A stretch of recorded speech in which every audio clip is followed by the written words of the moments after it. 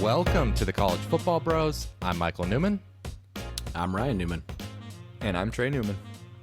So last year was the first time that there were 0 first-time playoff teams, but I think that the odds favor this year that there'll be at least one in 2021. So that brings us to our question for today, Ryan.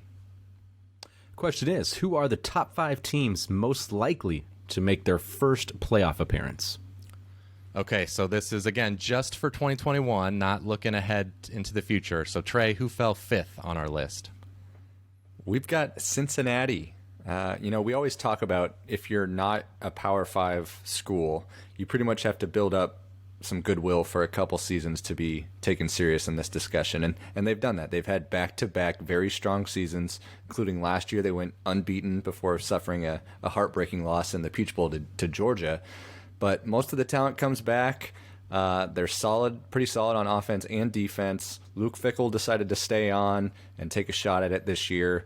The schedule gives them a chance because they play at Indiana, who was in the top 25 last year, and they're expecting good things this year. And then they also go to Notre Dame. So some good non-conference opportunities to make a case. It would really help if within the AAC, someone on their schedule has a strong year, like UCF or SMU, someone that could kind of elevate and make some of those wins look better. But if they beat those 2 non-conference teams and look dominant in the AAC, they'll be in the mix. All right, number 4 on the list is North Carolina. And Mac Brown, of course, has been building up the talent the last few years. Sam Howell is maybe the best quarterback in the country, so they're set on offense there. Defensively, I think they're going to take a big jump forward this year. They've got a lot of returning experience. They got Storm Duck coming back at corner healthy. Yeah. And the schedule sets up really well. They avoid Clemson. They get Miami at home.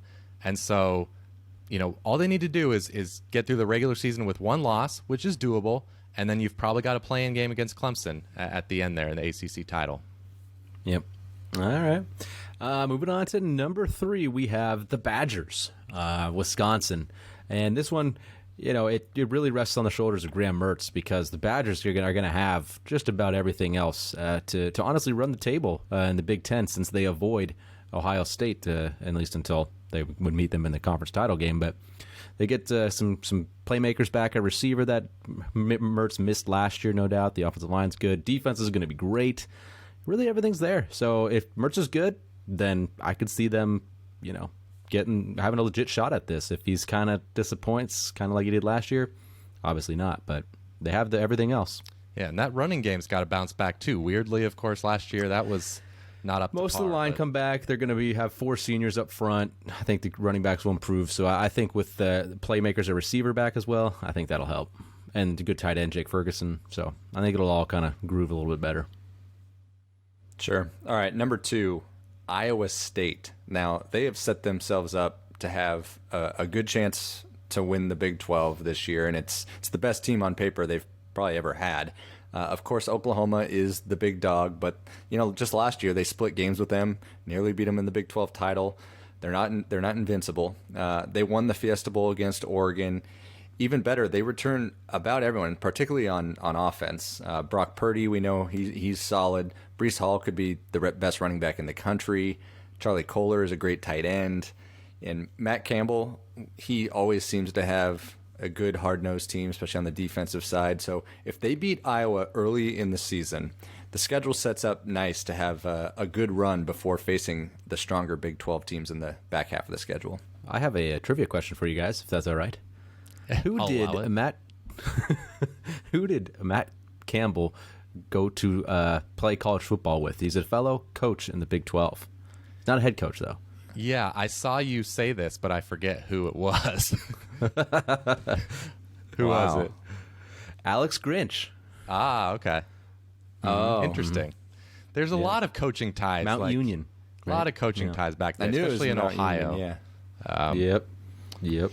All right. Well, number 1 on our list is Texas A&M, and I actually had Iowa State. I was the only one I had them first on my personal list, but it was very close. I can understand A&M being here.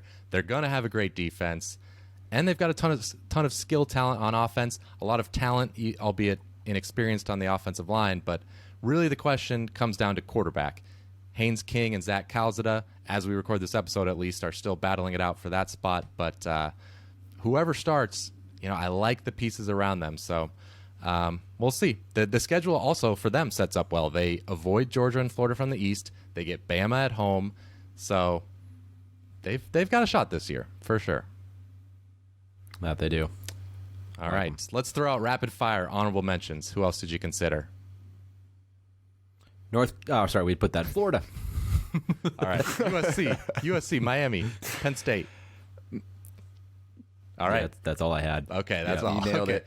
Yeah. That'll do it for today's episode. If you're watching us on YouTube, be sure to give this video a thumbs up so that YouTube will show it to more people. We can grow. We can, become filthy rich and retire and never talk to you losers again. Oh, Wow. shoot. I shouldn't have said that. But thank you for watching. We'll see you tomorrow. Wow. You've been watching the College Football Bros. Be sure to subscribe here on YouTube and in your podcast app for college football content all year round. For bonus episodes and access to our Discord chat, join our Patreon at patreon.com/collegefootballbros.